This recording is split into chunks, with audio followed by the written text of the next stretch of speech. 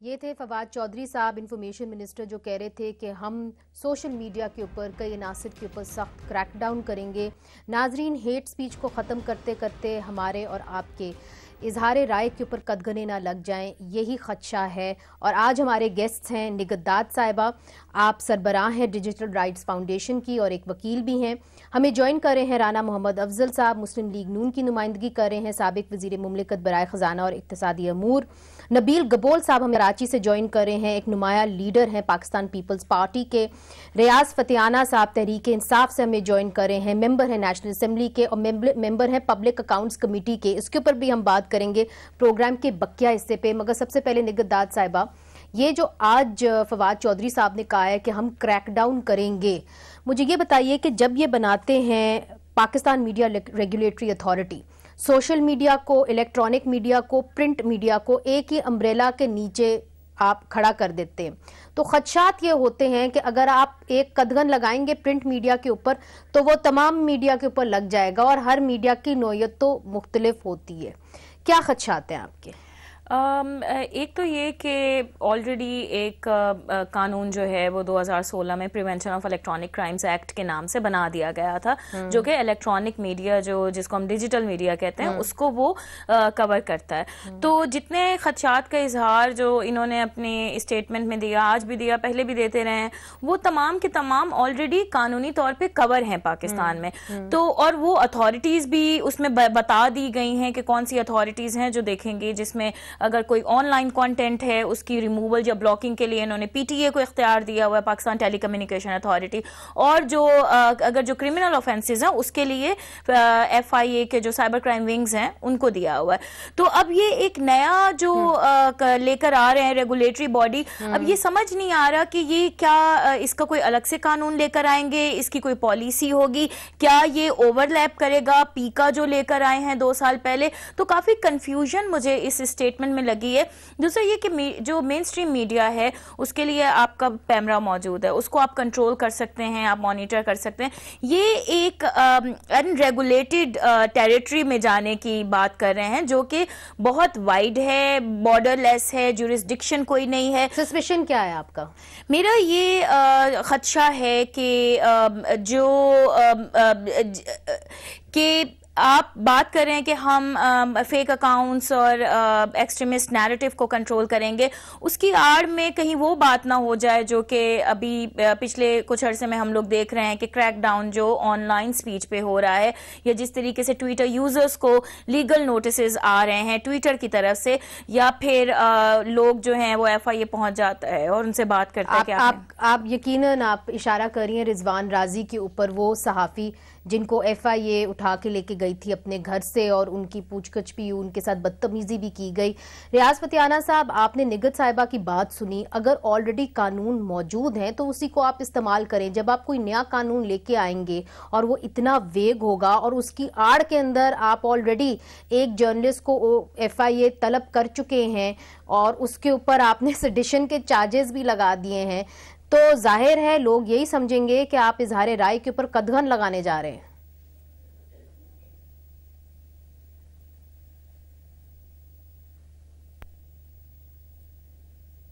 रियाज साहब,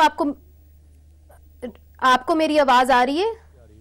आपकी आवाज आ रही, मैं अर्ज कर रहा था। मेरा ख्याल है रियाज फतियाना साहब को मेरी आवाज नहीं आ रही। प्रोड्यूसर साहब आप मुझे बताएंगे जब उनसे बात आ सकती, आपकी आवाज आ रही है, सकती है। आ रही है आवाज मुझे आपकी। जी, तो रियाज साहब, मेरा सवाल आपसे ये था कि निगहतदार साहिबा की बात आपने सुनी होगी, अगर इतने कानून ऑलरेडी हैं और आप एक और कानून लेके आ रहे हैं जो इतना वेग है, जिसकी आड़ के अंदर अभी अभी एक जर्नलिस्ट को एफआईए ने तलब भी किया है, सेडिशन के चार्जेस भी उसके ऊपर लगा दिए हैं, तो लोग तो ये पूछेंगे कि ये नया कानून तो आज़ादी राय के ऊपर कदगन होगी। देखें, ये अवाम की मुंतखब हुकूमत है, इस पे एतमाद करना चाहिए आप सबको। ऐसी कोई बात नहीं है, कोई इंतकामी कार्रवाई किसी के खिलाफ नहीं होगी। पैमरा ऑलरेडी मौजूद है, उसको भी इम्प्रूव किया जा सकता है, लेकिन पैमरा बनाया गया था इलेक्ट्रॉनिक और प्रिंट मीडिया के मामलात को रेगुलेट करने के लिए। अब सोशल मीडिया, इसमें फेसबुक, व्हाट्सएप और ट्विटर इतना ज़्यादा फैल गया है और इसका मिस यूज़ भी हो रहा है बहुत। मसलन मजहबी मुनाफरत फैलाने में, फ़िरका वारियत फैलाने में, इंतहा पसंदी को फ़रोग देने में, लोगों की किरदार कुशी करने में, लोगों की जाली वीडियो बना के चलाने में, इस पर साइबर क्राइम बनाया गया, असम्बली ने पास किया और इस पे बहुत सारे मामला हुए। लेकिन मैं समझता हूँ अकेला पैमरा जो स्पेशली केबल टीवी को भी रेगुलेट करता है वो काफ़ी नहीं है। एक नया इदारा बनाने का प्रोग्राम जो बनाया जा रहा है, इसका मकसद किसी खिलाफ कोई इंतकामी कार्रवाई नहीं है। वैसे भी मैं अर्ज़ करूँ कि पाकिस्तान के आइन के अंदर आज़ादी तहरीर व तकरीर है, अगर वो आज़ादी किसी और की आज़ादी में मुखल नहीं होती तो इस सिलसिले में परेशान होने की, घबराहट की ज़रूरत नहीं है। अगर कहीं पे आप कोई महसूस करेगा कि उसकी आज़ादी राय और तकरीर व तहरीर को सबोताश किया जा रहा है तो अदालत में जा सकता है, कोर्ट में रिट पिटीशन फाइल कर सकता है। अच्छा, तो उस पे तोफ़त अदालत ये बात तो आपकी दुरुस्त है कि अदालत में जा सकता है, मगर नबील गबोल साहब बात असल में ये है कि जब आप किसी भी जर्नलिस्ट को उठा लेंगे और इस बिल को या इस लॉ को आप हरकत में लाएंगे और कहेंगे कि आपने जो है मुल्क के साथ गद्दारी की है, जब वो क्रिटिसाइज करे इदारों को तो जाहिर है फिर उसकी इजहार राय के ऊपर कदगन तो उधर ही लग जाएगी। तो ये सब कुछ तो हमने मार्शल लॉ में देखा था, डिक्टेटरशिप्स में देखा था। पहली दफा देखा है कि रिजवान राजी जैसे जर्नलिस्ट को वो उठा के लेके गए और कैसे उनके ऊपर उन्होंने जो है कानून साजी की सेडिशन के हवाले से। देखिए मुनीज़ा, मैं पहले बार बार कह चुका हूँ ये बात कि मौजूदा हुकूमत जो है वो सिविलियन डिक्टेटरशिप की तरफ जो है मतलब हमें नज़र आ रहा है कि एक सिविलियन डिक्टेटर बैठा है। क्योंकि आप देखें कि जो बदतमीज़ियाँ होती हैं सोशल मीडिया में वो पीटीआई के जो ऑफिसेज हैं जो इन्होंने यहाँ पर इस्लामाबाद में भी बनाए हुए हैं, कराची में भी बनाए हुए हैं, जिनका काम सिर्फ ये है कि अपने ओपोनेंट्स को गालियाँ देना। ये जो गालियों की और ये जो इस तरह के इंतशार फैलाने की जो सियासत शुरू की है सोशल मीडिया के अंदर, वो पीटीआई ने खुद की है। अब पहले तो चाहिए कि फवाद चौधरी साहब की पार्टी को और फवाद चौधरी साहब को कंडेम करना चाहिए कि अपनी सोशल मीडिया जो सेल वो खुद चला रहे हैं एज इंफॉर्मेशन मिनिस्टर, जिसमें ओपोनेंट्स को सिर्फ गालियाँ ही मिल रही हैं, साफ़ियों को गालियाँ मिल रही हैं। आप आज अगर जिस तरह की शो आज करिए, आप देखना आपको ट्विटर के ऊपर किस तरह के से जवाबात मिलते हैं। लेकिन मैं समझता हूँ कि फ्रीडम ऑफ स्पीच को रोकने के लिए और सिर्फ सेंसरशिप करने के लिए और आप मीडिया के पीछे लगे हुए, अल्टीमेटली आप देख लीजिएगा आस्ते आस्ते पाकिस्तान से मीडिया ख़त्म होता जाएगा। मीडिया के ऊपर सेंसरशिप लगाएंगे, मीडिया को जो है इलेक्ट्रॉनिक मीडिया को खासकर आप देखेंगे किस तरीके से तंग किया जा रहा है। इलेक्ट्रॉनिक मीडिया से कितने लोगों को बेरोजगार कर दिया गया है, कितने लोगों को नौकरियों से निकाल दिया गया है। ये बात एक अलग बात है, बेरोजगारी की बात एक अलग बात है और कदगनों की बात भी अलग बात है। मगर आज जो फवाद चौधरी साहब ने ये कहा है और मैं राना अफजल साहब से की जानिब जाऊंगी कि हम ये तमाम मीडिया रेगुलेटरी बॉडीज जो है उनको पाकिस्तान मीडिया रेगुलेटरी अथॉरिटी के नीचे हम इकट्ठा कर देंगे। राना अफजल साहब, आप एक बड़े अहम ओहदे के ऊपर रह चुके हैं।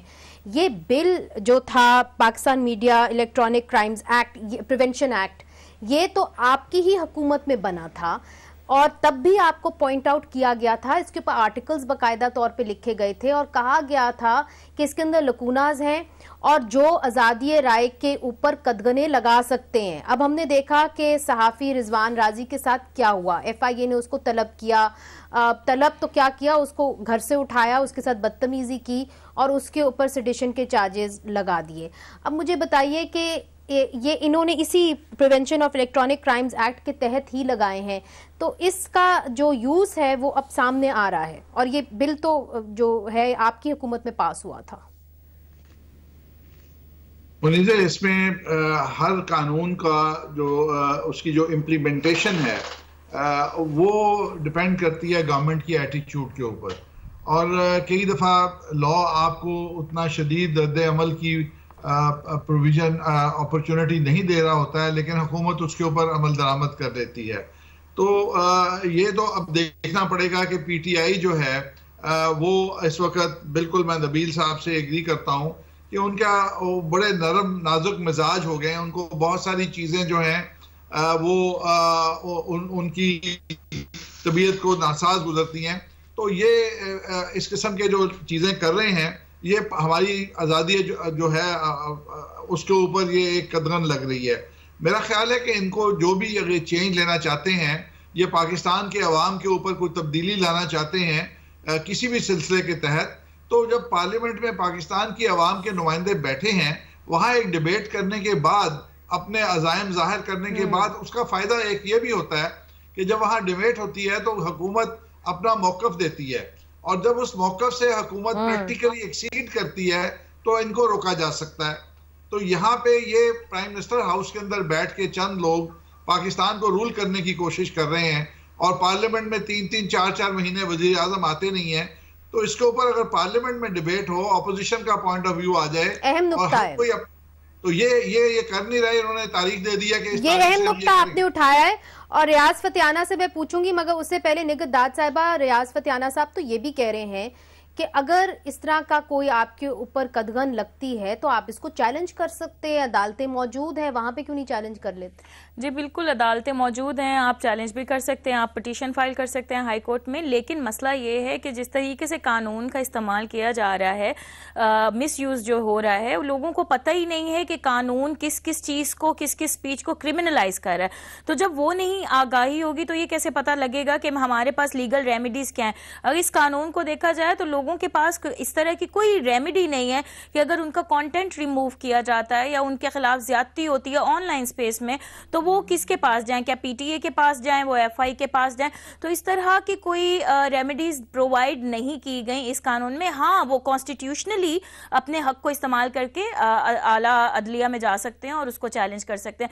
लेकिन मैं एक बड़े अफसोस के साथ और माजरत के साथ ये बात कहूंगी कि पिछली हुकूमत ने भी जब ये कानून को मुतारिफ कराया था तो हम लोगों ने इस पे बहुत ज़्यादा जो है वो एनालिसिस भी किया था, इतराज़ात भी उठाए थे और बताया भी था कि ये कानून मुस्तकबिल में इसका गलत इस्तेमाल हो सकता है। जिस तरीके से इसकी ज़बान जो है वो वाइडली वर्डेड है और इंटरप्रिटेशन इसकी किसी तरीके से भी हो सकती है, और उसका नतीजा अब हम लोग देख रहे हैं कि कैसे इस कानून की तशरीह की जा रही है और इम्प्लीमेंटेशन हो रही है। जी रियाज फतियाना साहब, दो आपकी तरफ आए हैं, एक कि अगर ये वाकई में बड़ा अच्छा कानून आप कर रहे हैं और इकदाम कर रहे हैं तो फिर आप इसको पार्लियामेंट में लेके आएं ताकि पार्लियामेंट के अंदर इसके ऊपर एक अच्छी डिबेट हो जाए।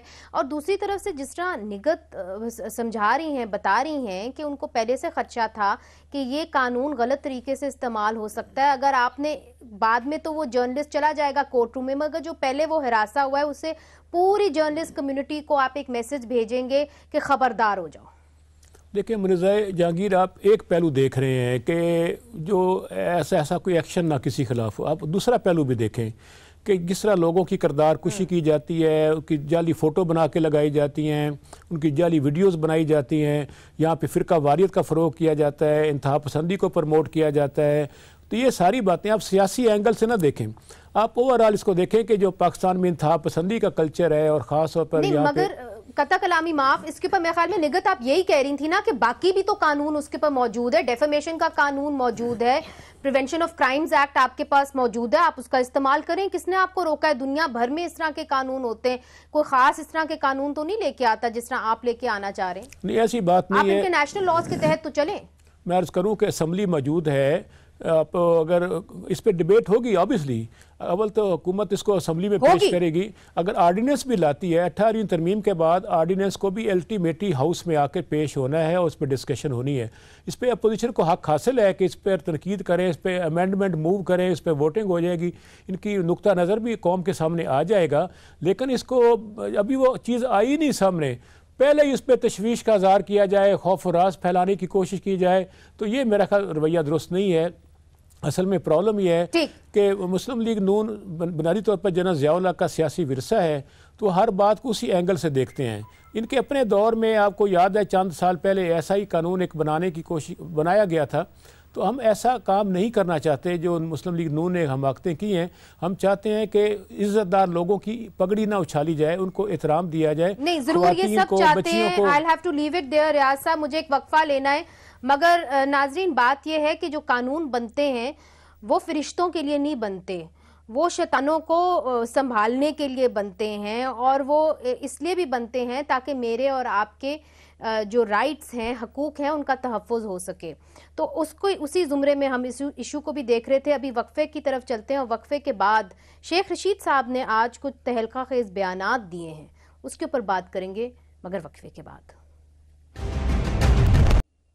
रेलवे मिनिस्टर शेख रशीद साहब आज गुफ्तगू कर रहे थे। नबील गबोल साहब उन्होंने तो कह दिया है कि अगर मुझे पब्लिक अकाउंट्स कमेटी का एक रुकन नहीं बनाया गया तो मैं फिर अगले हफ्ते सुप्रीम कोर्ट चला जाऊंगा। दूसरी तरफ आपकी पार्टी के जो लीडर है खुर्शीद शाह साहब, वो ये कहते हैं कि हम पार्लियामेंट को चलने नहीं देंगे अगर ये रुकन बन जाए पब्लिक अकाउंट्स कमेटी के, तो फिर कानून साजी कैसे होगी पार्लियामेंट में?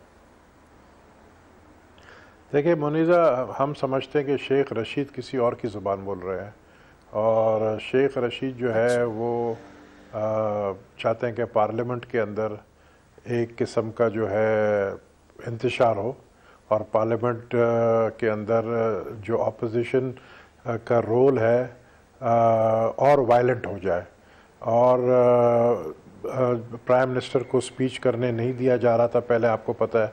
उसके बाद फिर प्राइम मिनिस्टर साहब जो है वो रजामंदी उन्होंने ज़ाहिर की और उन्होंने ख़ुद अपने मेंबर्स जो पीटीआई के मेंबर्स हैं उन्होंने इलेक्ट किया है शहबाज शरीफ को एज चेयरमैन।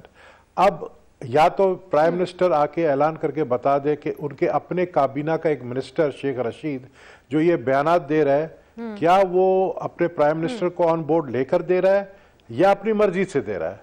तो ये तो इसका मतलब आप कोई गेम प्लान का हिस्सा है, इसका मतलब शेख रशीद किसी गेम प्लान का हिस्सा है। तो ये बड़ा खतरनाक गेम प्लान है क्योंकि देखें ऑपोजिशन ने तो ये तय किया है कि अगर बड़ा खतरनाक गेम प्लान है वो किसी और की बोली बोल रहा है, तो क्या आपका इशारा किस तरफ है? क्या वो इमरान खान साहब की बोली बोल रहे हैं? बिल्कुल, मैं यही समझता हूं कि उसको एक काबीना के मिनिस्टर को ये हिम्मत नहीं है कि प्राइम मिनिस्टर के ऑपोजिट चले। जो फैसला प्राइम मिनिस्टर ने किया, देखिए प्राइम मिनिस्टर का ही फैसला था। शहबाज शरीफ को पब्लिक अकाउंट कमेटी का चेयरमैन बनाना ये प्राइम मिनिस्टर का फैसला था। उसके खिलाफ बोलना और कहना, सुप्रीम कोर्ट में जाना, मतलब ये एक हम छोटे कोई बच्चे नहीं हैं, यानी सब समझते हैं कि वो किसकी जुबान बोल रहा है और क्यों बोल रहा है ये भी हम जानते हैं। तो मैं समझता हूं कि अगर तो ये गलती से भी ये मूव करेंगे तो उसका रिएक्शन जो है वो कौमी असेंबली के सेशन में नजर आएगा और मैं नहीं समझता हूं कि फिर पार्लियामेंट चल सकेगी। बहुत आपने एक अहम बयान दिया है।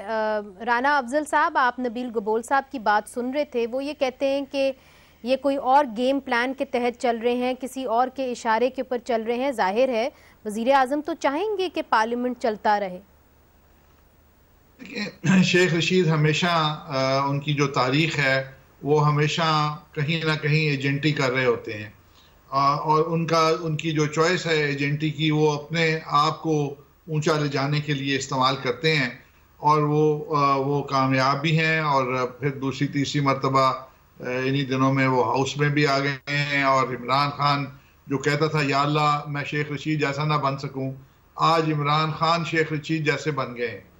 तो अगर ये कहें कि अब स्पीकर के ऊपर जो प्रेशर डाला जा रहा है और जो स्पीकर के बारे में नेगेटिव गुफ्तगू फरमा रहे हैं, मैं समझता हूं कि अगर इसके ऊपर पूरी पीटीआई खामोश है तो फिर मैं नबील गबोल साहब की बात में वजन है। वरना कोई भी पार्टी एक स्पीकर जो पूरे हाउस का स्पीकर होता है जिससे ऑपोजिशन मुतमईन है, किसी हद तक हम स्पीकर के ऊपर तनकीद नहीं करते, हम उससे मुतमईन हैं। इसके बावजूद कि इमरान खान के प्रेशर के अंदर उन्होंने कमेटियां वो नहीं बना सके आज़ादी के साथ और पीएससी का चेयरमैन नहीं अपॉइंट कर सके और जब तक उन्होंने ऊपर से इमरान खान ने इजाज़त नहीं दी, तो एक स्पीकर जो कि पार्लियामेंट का लीडर है और पूरी पार्लियामेंट का लीडर है, ऑपोजिशन का सबका लीडर है, उसके बारे में जब एक शख्स आके बोलता है तो मैं हैरान हूं कि पीटीआई की सफ़ों में जो खामोशी है ये बड़ी ही तकलीफदेह बात है। इसका मतलब है कि ये ठीक है, इनसे पूछ लेते हैं क्योंकि रियाज चतियाना साहब जो है वो पब्लिक अकाउंट्स कमेटी के एक मेंबर भी हैं, अहम रुकन भी हैं। रियाज साहब, आपने नबील गबोल साहब की बात सुनी, राना अफजल साहब की बात सुनी। नबील गबोल साहब कह रहे हैं गेम प्लान का हिस्सा है, किसी और की बोली बोल रहे हैं और राना अफजल साहब भी अग्री कर रहे हैं नबील गबोल से और कह रहे हैं कि आप खामोश क्यों हैं, आप अपने स्पीकर को डिफेंड क्यों नहीं करते। अगर शेख रशीद साहब आपकी पार्टी से आफ्टर ऑल बाहर तो हैं और अलग पार्टी है उनकी, वो उनको इस तरह तनकीद का निशाना बना रहे हैं और कह रहे हैं कि पीटीआई जो है उनके परफॉर्मेंस से मुतमईन नहीं है। देखिए, हमारे जो स्पीकर असद कैसर साहब हैं बड़े मोतबर सियासतदान हैं। 5 साल तक वो खैबर पख्तूनख्वा असम्बली के स्पीकर रहे हैं। 1996 से वो पीटीआई में हैं, जब पीटीआई बनाई गई थी। जनाब इमरान खान के वो अवलीन साथियों में से हैं, नज़रियाती साथी हैं। इसी वजह से उनका बहुत एहतराम किया जाता है। मुतवसत तबका से हैं, दयानतदार शख्स हैं, मुदब्बर और दाना इंसान हैं, और उन्होंने हाउस को बड़ी खुश असलूबी से चलाया है। PTI के तमाम अरकान कौमी असम्बली उन पर मुकम्मल एतमाद का इजहार करते हैं, ख़ुद प्राइम मिनिस्टर भी उन पर एतमाद करते हैं। ऐसी बात नहीं है कि कोई शक व शुबा किसी को नहीं होना चाहिए। दूसरा ये कि मोहतरम शेख रशीद साहब, मैं नहीं मानता हूँ प्राइम मिनिस्टर कत्ता कलामी माफ रियाज फतियाना साहब, उनको ये नहीं करना चाहिए था जब शेख रशीद साहब ने इतना बड़ा बयान दे दिया तो कम अज कम आपकी पार्टी की तरफ से इंफॉर्मेशन मिनिस्टर को, या उनके बहुत सारे मशीर हैं इमरान खान साहब के, वजीर आजम साहब के, अगर वो आके उनकी तरफ से एक बयान दे देते, चूंकि स्पीकर कौमी असम्बली तो प्रेस कॉन्फ्रेंसेस नहीं कर सकते ना। देखें, शेख रशीद साहब के बयानात को PTI के अरकान असम्बली ज़्यादा सीरियस नहीं लेते, उसमें समझते हैं कि ये गपशप लगाते रहते हैं। और दूसरा ये कि अच्छा, जो PTI के अरकान कौमी असम्बली के मुतल्लिक जो शेख रशीद साहब ने फरमाया था कि ये सारे कौंसल बनने के काबिल नहीं हैं, खान साहब की फ़ोटो की बिना पे MNA बने हैं, तो मेरा ख्याल इससे काफ़ी बेचैनी और नाराज़गी है शेख रशीद साहब के बारे में। अरकान कौमी असम्बली में कोई एक भी इनका हमायती नहीं है शेख साहब का जो ऐसी बातें करते हैं। इन्हें चाहिए कि ये PTI की वजह से ये मुंतखब हुए हैं असम्बली में, PTI की वजह से एक मेंबर होने के बावजूद इनको वज़ीर रेलवे बनाया गया है। इनका एहतराम हम करते हैं, लेकिन उन्हें भी मेहरबानी करें, तोपों का रुख एक ही तरफ रखें, बार अपने हाथी पोरस के हाथी ना बन जाए, मेहरबानी फरमाएं और वो अपने मगर रियाज साहब वो तो ये कह रहे हैं कि मुझे वजीर आजम ने बुला के कहा कि मुझे तो बड़ा प्रेशर था, इसलिए मैंने शहबाज शरीफ साहब को पब्लिक अकाउंट्स कमेटी का चेयरमैन बना दिया, नहीं तो मैं तो बिल्कुल नहीं ये चाह रहा था। वो तो आज उन्होंने ये कहा है मीडिया के अंदर। जी कहा होगा, मैंने नहीं सुना, लेकिन गुजारिश ये है कि बुनियादी तौर पर ऑब्वियसली जो उनको बनाया गया है शहबाज शरीफ को चेयरमैन, तो सबकी राय के साथ ही बनाया गया है। और बहरहाल ये है कि मेरा ख्याल है कि मैं इसमें ऐड करना चाहता हूँ कुछ। जी जी जी मैं अर्ज कर रहा था, नबील कबूल साहब कुछ ऐड करना चाहता हूँ। मैं ये फतियाना कहना चाह रहा हूँ, रियाज फतियाना साहब माशाल्लाह। जी मैं ये बात अपनी कंक्लूड करता हूँ। इस पे हम अपने सारे इत्तेहादियों को लेकर चल रहे हैं, ऐसी बात नहीं है कि हम किसी को नाराज़ नहीं करना चाहते। शेख साहब को भी साथ लेकर चलने की हम कोशिश कर रहे हैं। शेख साहब को भी चाहिए कि मोहतरम वज़ीर आज़म को इम्तिहान में ना डालें, PTI के लिए परेशानियां पैदा ना करें, अपनी ज़ाती मफाद के लिए हट धर्मी को ना सामने रखें। और कोई हर्ज नहीं है, अगर पब्लिक अकाउंट्स कमेटी के नहीं बनेंगे मेंबर शेख रशीद साहब तो कोई क़यामत नहीं आ जाएगी। पहले भी पब्लिक अकाउंट्स कमेटी चलती रही। अच्छा, ये बहुत आपने अहम बात कर दी नबील गबोल साहब। आपने रियाज फतियाना साहब की बात सुन ली, वो खुद एक रुकन है पब्लिक अकाउंट्स कमेटी के, तो मेरा ख्याल है कि अपने कॉलीग्स की भी वो तर्जुमानी कर रहे हैं यहाँ पे। नबील साहब देखें, अव्वल तो मैं आपको एक बात बताऊं कि जो शहबाज शरीफ को चेयरमैन जो बनाया गया है और सबसे ज़्यादा इस पे जो ज़ोर दिया गया था वो स्पीकर असद कैसर साहब की तरफ से। उन्होंने इंसिस्ट किया और उन्होंने कन्विंस किया और प्राइम मिनिस्टर को समझाया कि हाउस को स्मूथली चलाने के लिए मेरे लिए प्रॉब्लम है कि हाउस जो है ज़ाहिर है एक speaker custodian of the house होता है, तो आप शहबाज शरीफ को चेयरमैन बनाएं, जिस पर उन्होंने कन्विंस किया और फिर प्राइम मिनिस्टर साहब उस पर रजामंद हुए हैं। उसके बाद फिर जब प्राइम मिनिस्टर को बहुत ज़्यादा प्रेशर आई चारों तरफ से, पार्टी के अंदर से भी बाहर से भी, तो उन्होंने फिर ये असद कैसर को कहा कि इसको डी नोटिफाई करे और इसको हटाना, जिस पे असद कैसर ने जो है रेजिस्ट किया और स्पीकर की और प्राइम मिनिस्टर की इस वक्त मैं आपको बता दूं कि आपस में जो है बहुत ज़्यादा एक दूसरे के साथ जो है इनके तहफ़्फ़ुज़ात चल रहे हैं प्राइम मिनिस्टर और स्पीकर के। उस पर जो है शेख रशीद को आगे किया गया है कि आप आगे हों, क्योंकि वो ज़ाहिर है PTI के स्पीकर हैं, तो प्राइम मिनिस्टर कुछ नहीं बोल सकते। अगर प्राइम मिनिस्टर देखें अपने स्पीकर को नहीं बचा सकते, PTI के अपने रुकन को, अपने PTI के स्पीकर को के फेवर में नहीं बात कर सकते हैं और शेख रशीद के साथ मुलाकातें करके कह रहे हैं कि जी प्रेशर था, मैं मजबूर था, तो खुद आपको समझना चाहिए कि PTI के अंदर कितना रिफ्ट है। ये बात बिल्कुल सही कहा रियाज फतियाना साहब ने कि PTI के मेजॉरिटी मेंबर्स जो हैं वो शेख रशीद से नाला हैं, उससे नाराज हैं और वो प्राइम मिनिस्टर को एडवाइस भी कर चुके हैं कि इसको काबीना से निकाल दिया जाए। अच्छा, ये आपने अहम बात की है और सवाल भी आज यही पूछा जा रहा है कि क्या पीटीआई के अंदर रिफ्ट है या कि एक रिफ्ट पैदा हो गया है शेख रशीद साहब और पीटीआई के दरमियान। इस पे बात करेंगे मजीद वक्फे के बाद। वेलकम बैक नाजरीन। राना अफजल साहब, जो शेख रशीद साहब के आज के बयानात हैं, क्या वो पीटीआई के अंदर जो रिफ्ट है उसको सामने लेके आ रहे हैं, या आपको लगता है कि आने वाले कुछ दिनों में शेख रशीद साहब और पीटीआई के दरमियान एक दरार पड़ जाएगी और शायद उनको काबीना छोड़नी पड़े? लेकिन जिस शेख रशीद को मैं जानता हूँ, ये हमेशा एग्रेसिव होते हैं और फिर जब इनको चेक किया जाता है तो फिर आधी तनख्वाह की बजाय क्वार्टर तनख्वाह पे भी काम करने को तैयार हो जाते हैं। तो ये इस किस्म की जो माहौल ख़राब करते हैं। आज मुझे दुख इस बात का हो रहा है कि स्पीकर नेशनल असेंबली तनहा है, उसको कोई डिफेंड नहीं कर रहा और वो बिल्कुल तनहा है। और यही हाल आपकी नेशनल असेंबली की अहमियत का है। आज आप जो पहले डिस्कशन कर रही थी, ये जो साइबर अपना सोशल मीडिया के ऊपर जो कदगन लगाने के लिए जा रहे हैं, तो वो पार्लियामेंट तो इग्नोर हो गई, पार्लियामेंट की अहमियत खत्म हो गई, वहां डिबेट का कोई हाल नहीं है। नहीं, तो रियाज फतियाना साहब कह रहे हैं कि उसको हम पार्लियामेंट के अंदर जरूर डिस्कस करेंगे, उस पे बात होगी। वो तो इम्प्लीमेंट करने की डेट आ गई उन्होंने कि अगले हफ्ते से उन्होंने उसके ऊपर कार्रवाई लोगों के ऊपर शुरू करनी है। डिबेट का फतियाना साहब अल्लाह करे ये 18 तारीख से पहले तो वो इम्प्लीमेंट करने जा रहे हैं जो फवाद चौधरी साहब ने बयान दिया है। तो ये जो शेख रशीद साहब हैं, यकीनन वो किसी मिशन पे हैं और वो मिशन जो है वो इमरान खान साहब के क्लोज क्वार्टर्स का मिशन है, उनकी टीम का मिशन है, जिससे बाकी पीटीआई के जो मेंबरान हैं वो गाफिल होंगे।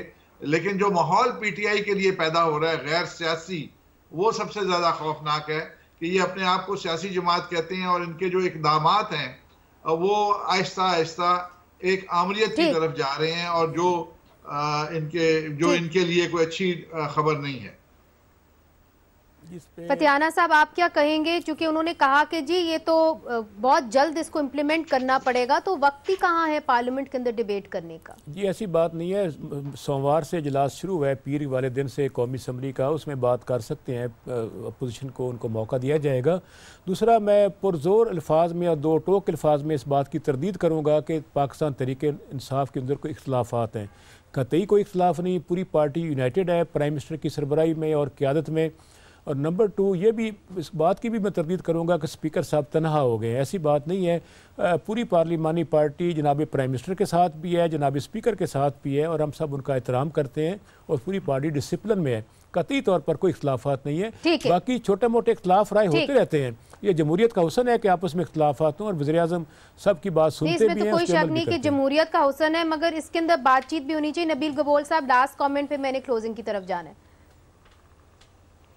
देखिए, जमहूरियत का तो ये भी हुसन है ना कि आप फ्रीडम ऑफ स्पीच की इजाज़त दें, आप सेंसर ना लगाएं सोशल मीडिया पे, आप इलेक्ट्रॉनिक मीडिया के एंकर्स और मालिकान को कॉल करके ना थ्रेट करें, आप ये ना कहें कि इसको शो में बुलाएं उसको ना बुलाएं। तो ये भी तो मैं समझता हूँ ना कि फ्रीडम ऑफ स्पीच में आता है। आप रोक रहे हैं, लोगों की ज़ुबानें बंद कर रहे हैं, लोगों को डरा रहे हैं, धमका रहे हैं। आपने तो जनरल मुशर्रफ, जनरल ज़िया की दौर का याद दिला दिया आप लोगों ने। तो मैं समझता हूं कि इमरान खान को अपने इर्द गिर्द जो उनके एडवाइज़र्स हैं उनके ऊपर नज़र रखना चाहिए कि वो कहां से आए हैं और किसके कहने पर चल रहे हैं।